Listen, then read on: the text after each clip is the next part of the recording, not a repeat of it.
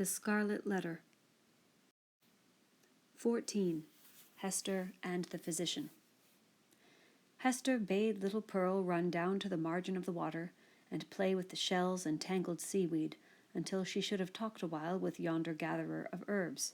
So the child flew away like a bird, and, making bare her small white feet, went pattering along the moist margin of the sea. Here and there she came to a full stop, and peeped curiously into a pool left by the retiring tide as a mirror for Pearl to see her face in. Forth peeped at her, out of the pool, with dark, glistening curls around her head, and an elf smile in her eyes, the image of a little maid whom Pearl, having no other playmate, invited to take her hand and run a race with her. But the visionary little maid, on her part, beckoned likewise, as if to say, "This is a better place, come thou into the pool." And Pearl, stepping in mid-leg deep, beheld her own white feet at the bottom, while, out of a still lower depth, came the gleam of a kind of fragmentary smile, floating to and fro in the agitated water. Meanwhile, her mother had accosted the physician. "I would speak a word with you," said she, "a word that concerns us much." "Aha! And is it Mistress Hester that has a word for old Roger Chillingworth?" answered he, raising himself from his stooping posture. "With all my heart.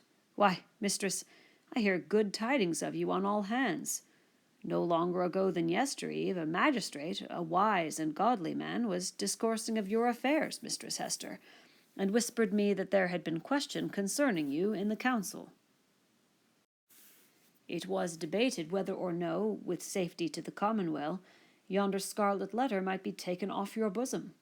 On my life, Hester, I made my entreaty to the worshipful magistrate that it might be done forthwith." "It lies not in the pleasure of the magistrates to take off the badge," calmly replied Hester. "Were I worthy to be quit of it, it would fall away of its own nature, or be transformed into something that should speak a different purport." "Nay, then, wear it, if it suits you better," rejoined he. "A woman must needs follow her own fancy touching the adornment of her person. The letter is gaily embroidered, and shows right bravely on your bosom." All this while Hester had been looking steadily at the old man, and was shocked, as well as wonder-smitten, to discern what a change had been wrought upon him within the past 7 years. It was not so much that he had grown older, for though the traces of advancing life were visible, he bore his age well, and seemed to retain a wiry vigor and alertness. But the former aspect of an intellectual and studious man, calm and quiet, which was what she best remembered in him, had altogether vanished, and been succeeded by an eager, searching, almost fierce, yet carefully guarded look.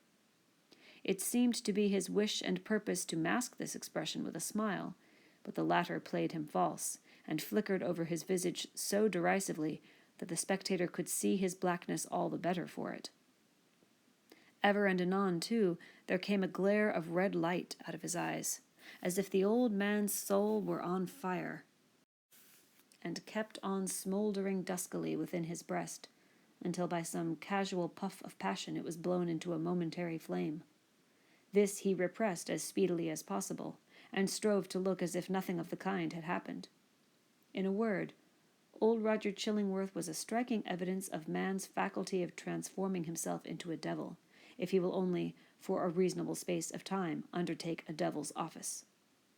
This unhappy person had effected such a transformation by devoting himself for 7 years to the constant analysis of a heart full of torture, and deriving his enjoyment thence, and adding fuel to those fiery tortures which he analyzed and gloated over. The scarlet letter burned on Hester Prynne's bosom. Here was another ruin, the responsibility of which came partly home to her. "What see you in my face," asked the physician, "that you look at it so earnestly?" "Something that would make me weep if there were any tears bitter enough for it," answered she. "But let it pass. It is of yonder miserable man that I would speak."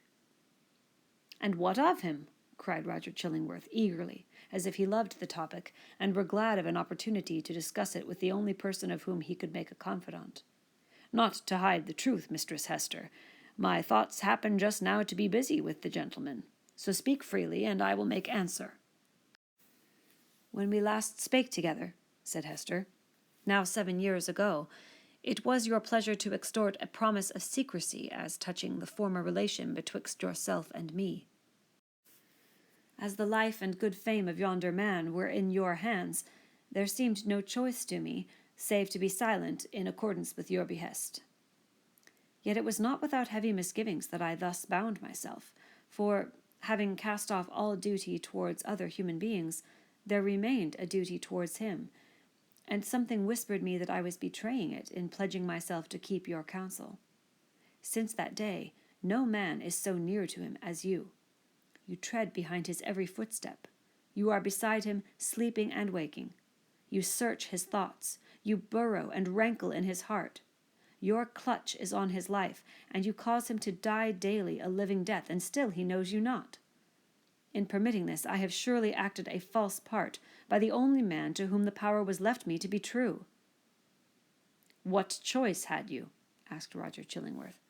My finger, pointed at this man, would have hurled him from his pulpit into a dungeon, thence peradventure to the gallows. It had been better so, said Hester Prynne. What evil have I done the man?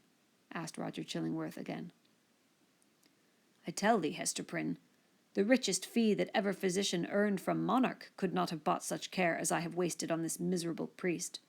But for my aid, his life would have burned away in torments within the first 2 years after the perpetration of his crime and thine. For, Hester, his spirit lacked the strength that could have borne up as thine has beneath a burden like thy scarlet letter. Oh, I could reveal a goodly secret. But enough. What art can do, I have exhausted on him. That he now breathes and creeps about on earth is owing all to me. Better he had died at once, said Hester Prynne. Yea, woman, thou sayest truly, cried old Roger Chillingworth, letting the lurid fire of his heart blaze out before her eyes. Better had he died at once.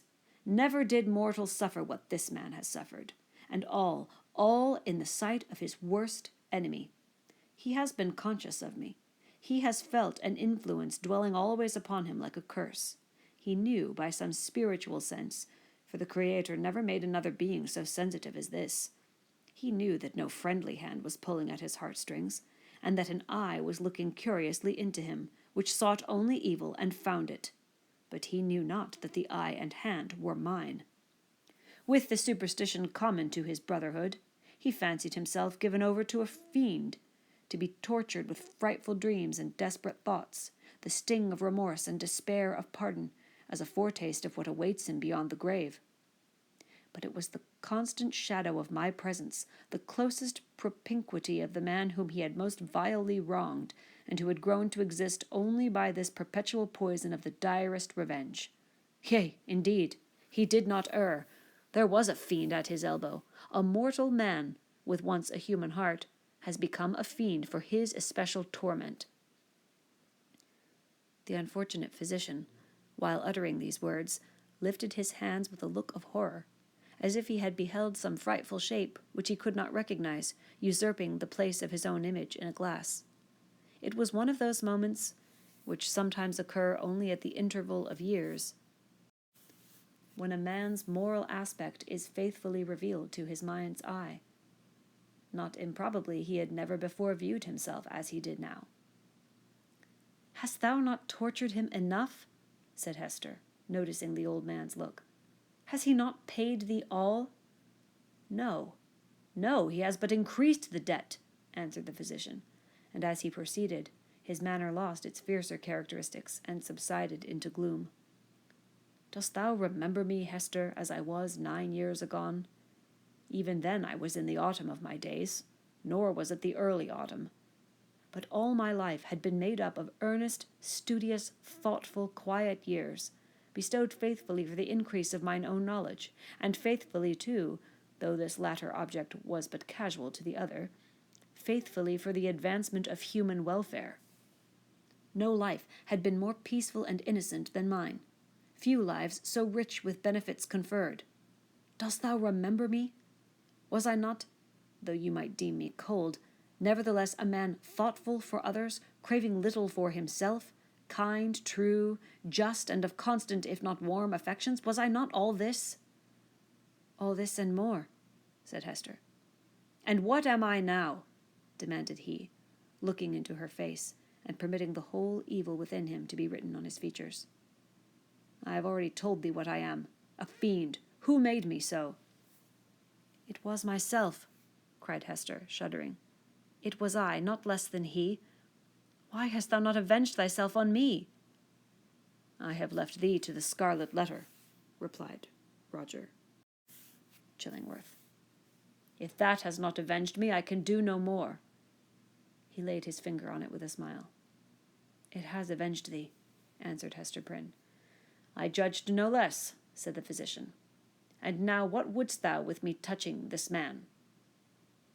I must reveal the secret, answered Hester firmly. He must discern thee in thy true character. What may be the result, I know not, but this long debt of confidence due from me to him whose bane and ruin I have been shall at length be paid.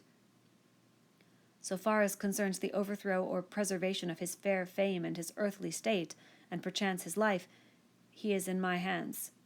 Nor do I, whom the Scarlet Letter has disciplined to truth, though it be the truth of red-hot iron entering into the soul, nor do I perceive such advantage in his living any longer a life of ghastly emptiness, that I shall stoop to implore thy mercy. Do with him as thou wilt. There is no good for him, no good for me, no good for thee. There is no good for little Pearl. There is no path to guide us out of this dismal maze. Woman, I could well nigh pity thee, said Roger Chillingworth, unable to restrain a thrill of admiration too, for there was a quality almost majestic in the despair which she expressed. Thou hadst great elements. Peradventure, hadst thou met earlier with a better love than mine, this evil had not been. I pity thee for the good that has been wasted in thy nature.